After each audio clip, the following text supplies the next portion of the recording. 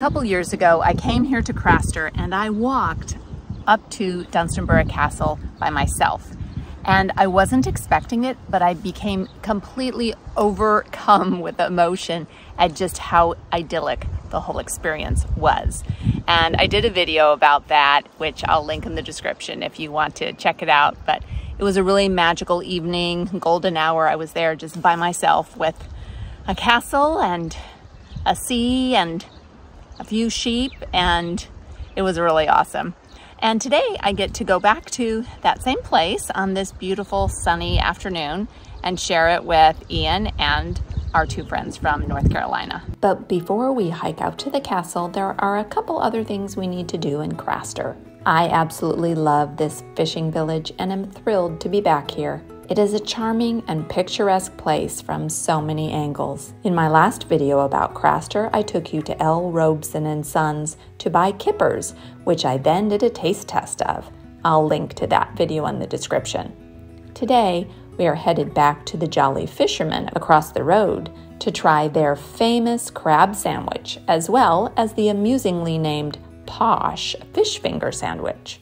American fish don't have fingers, but apparently the British fish do. We ate at the Jolly Fisherman last time we were in Craster, but that was an evening meal and we had some delicious things that you can see and hear all about in the video that I will link in the description and at the end about all the things we ate in Northumberland. But today we are here for lunch and we're sitting outside at a wooden bench next to a beautiful view of the sea.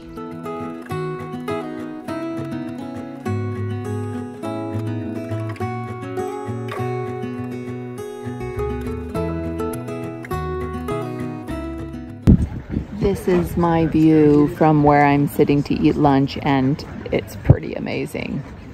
The fishing boats, the sea, and Dunstanburgh Castle, which is where I'm gonna go after lunch.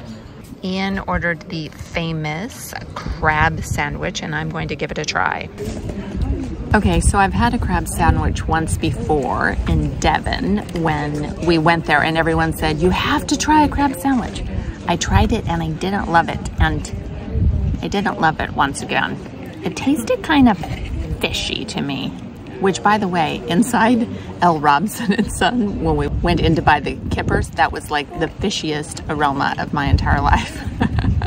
And now I'm going to try my Posh fish finger sandwich because I am so posh. But I'm probably not going to look very posh trying this. That's why this fish finger sandwich is posh. It's a brioche bun with mushy peas and tartar sauce on it. So let's give it a try. This fish sandwich is amazing. I actually really like the mushy peas on it and the tartar sauce, which I don't usually have tartar sauce with fish and chips, but it tastes really great with the brioche bun. So, big fan of this. 10 out of 10. Ian, what rating do you give your crab sandwich? Krista, what rating do you give your crab sandwich? Probably a solid 9. How about you, Ian? Krista thinks her crab sandwich is a 9 out of 10, but Ian only gives his a 4 out of 10. So I don't think the Sandlands are going to be ordering a lot of crab sandwiches in our future. Now it's time to leave the restaurant and walk over to Dunstanburgh Castle.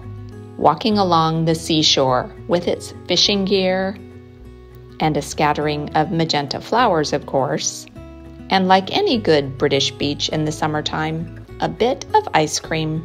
And then we enter the edge of the Dunstanburgh grounds to follow the coast path toward the castle, which is owned and managed by English Heritage and the National Trust. This stretch of coastline is so lovely and pleasant to walk, and I was happy to be able to share it this time with my dear friends Joel and Krista, as well as my hubby Ian. It's exciting to see the huge castle ruin off in the distance and make your way along the rugged coast to reach it. Surprisingly, the path is longer and takes more time to walk than you think it will, but it is so worth it. And if you are like Krista and me, you can't help but take about 1 million selfies and sheep videos along the way, just trying to get that perfect photo of you and your party with the castle in the background, and trying to get a cooperative sheep to stop munching grass and just for a second pose looking at the camera. It is so great being back in Craster. I absolutely love this place.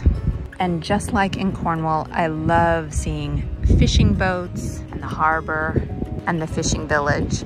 It's just so picturesque and peaceful. It's time for us to leave Craster. I hope you enjoyed this little video, and I hope you also check out a couple of these other videos I've done of Northumberland castles. Thanks so much for watching, and do something good in the world today.